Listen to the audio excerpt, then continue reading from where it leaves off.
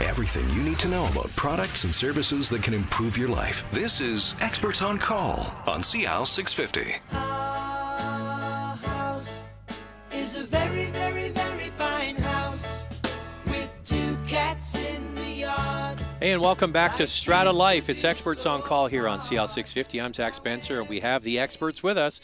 Drew Grout from Key Pacific Property Management, along with Albert Atfield, Project Manager at CanStar Restoration, and Jim McGregor from JMac Mechanical Services. Now, Drew, we'll go back to you because you deal with councils, you deal with all these different buildings. What are the top 3 things that you give advice to the council on, and what are the top 3 things you hear from councils about the complaints? So they probably overlap, right? So what are the things you hear over and over, and what is the advice you give over and over? Yeah, I would say the thing that we would hear over and over directly relates, and a lot of these questions today relate to it, bylaws of the Strata Corporation. Right. And they need to make sure that they've taken time to review or have a lawyer review it for them. Make sure they have appropriate bylaws, because you have to look to the bylaws to answer a lot of these questions. Who's responsible for this? Your bylaws will help you determine that. Is there a standard sort of bylaw that everybody starts from, typically? There is actually, with the Strata Property Act, that part of it is the standard bylaws. Right. If you don't adopt your own bylaws as a strata, those bylaws are your bylaws. Right.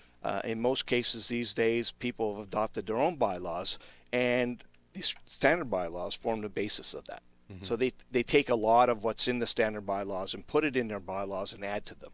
So there's where you get the who's responsible for this repair or that repair. You got things like the definition of common property, which is in the Strata Act, which you can't change through your bylaws, but you can change who might be responsible for those things. So that's the number one thing, is make sure you know where you stand, right? That's exactly it. And any others? I think, if I was talking to a new council, I'd say, why did you buy here? You bought into a community. And part of your role, as I see it, is to maintain a good sense of community. And that involves communication. That involves working with your neighbors, not against your neighbors. Being open to different views, different ways of life, children, cooking, all of these things that annoy other people. So you have something, you call it the 4 Ps. What are they? Yeah, we kid about that a lot in the industry. The 4 Ps would be that the primary problems arise dealing with pools, pets, pet issues, parking issues, and of course people. And not always in that order. No, definitely not. Definitely not. And with the pets, the poop. That's another one. They get that 5th P.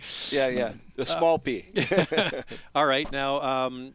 So get along, know your rules, and what's the number one? Like you have the 4 now 5 Ps. What do you always get called in on? What's the number one issue that you come in and play a little bit of referee on? When we're playing the role of referee, it's complaints of one owner to another. Right. Otherwise, we're not really being referees, and I guess we have to work with the councils in helping them understand the problems and their role in dealing with these issues. And you can give some reference, and you say, in other buildings, we've had a situation, and this is how they dealt with it, right? No, noise is a difficult thing because they're complaining about noise, but the council may feel that noise level is acceptable. Mm-hmm. Or they may go there to listen and nothing's happening. So they get caught between owners, an owner putting pressure on, uphold the bylaws, but they really can't see the violation there. Mm-hmm. And it becomes a challenge for them. And we help them work through that. We help as best we can to determine what exists, what doesn't exist, and how they should possibly consider approaching it, legal or otherwise. If they need to go to a lawyer and get some clarity on how far they can go with an issue, then we certainly suggest they do that. All right, Albert, we're going to switch gears here. We were talking in the break, and you had some great ideas about restoration. God forbid you should have a major leak or a fire or something happen, and you have to restore the unit. You suggest video is a great way to do it, right? Well, one of the things you want to do is you want to be clear on what you really have if you do have an insurance claim. So the best way with technology that we have in our hands today is take a video of all your personal property, account for everything that you have, so that when you do, or if you do have to file an unfortunate claim, you'll have proper documentation of what you do own. And so would you walk around and say, this is hardwood, cherry hardwood floor, and this is new Berber rug, and this Sure, these yeah. are The more detailed, the these better. are cabinets right? from IKEA, Oh, and this yeah. is marble from Italy and stuff like that. Yeah. Is that not a bad idea? Yes, I think it's a great idea. And then, with that comes the most important thing. Be sure to go to your broker and get yourself a policy that actually covers that. And not only that, make sure that if there is a situation where you have a fire or whatnot, that you have enough living out expense to endure during the course of the repairs. So you want to make sure you have at least 6 months to a year living out expense on your personal privacy or personal policy, because you could be stuck that long, up to a year, with you couldn't live in your unit. So you see all of these unfortunate situations. What percentage of people do you see do not have insurance?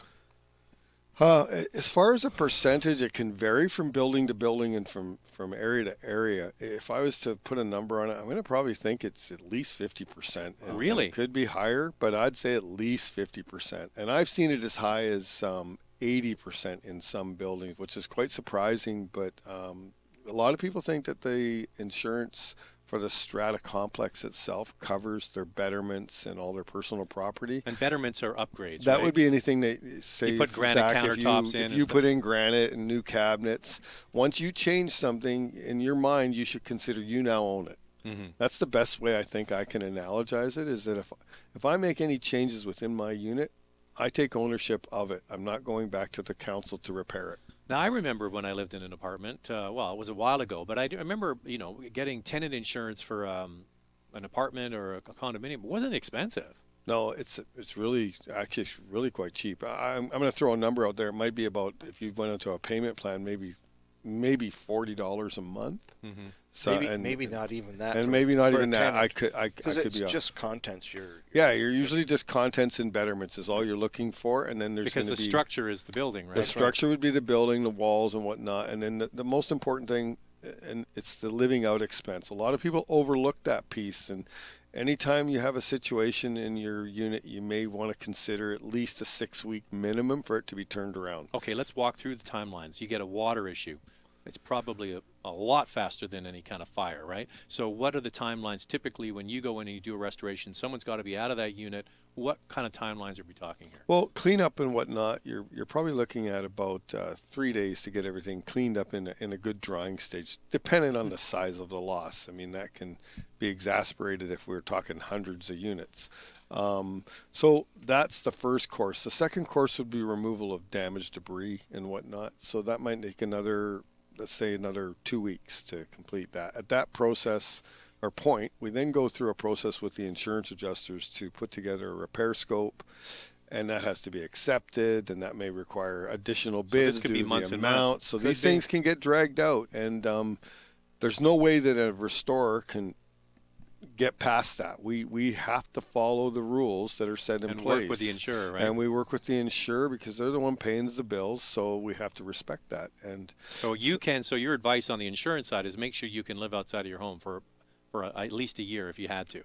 that would be my advice. I would say at least 1 year, and it's really, as you said earlier, Zach, it's very inexpensive. It's not an expensive thing. All right, Jim, in the last minute or so we have here, we've talked a lot about water, and your expertise as someone who has a mechanical services company in a strata system. Is it typically water that you go and deal with? Yeah, I would say that would be, most of the calls would be water, or it might be a drain problem at the same time where they have a slow draining fixture of some type, and normally that, so I guess, there are two golden rules about home ownership, and the price of real estate in Vancouver, it's probably the most expensive thing you're going to buy, so you should know some basic things about the place you bought, and that would be like where the shutoffs are to protect yourself, because you could do a lot of damage to your house in it very quickly.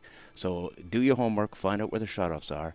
Your drainage system on that side of it, don't be flushing grease, coffee grinds and those type of things that should Put it in the garbage. That's right. Or the recycling, as we Yeah. learned on the last show. Yeah. You've been listening to StrataLife. Drew Grout from Key Pacific Property Management. We just heard Jim McGregor from JMac Mechanical Services, and Albert Atfield from he's a property manager, project manager, I should say. I need another cup of coffee at CanStar Restorations. I'm Zach Spencer, trying to keep it all together. You've been listening to StrataLife on CL 650.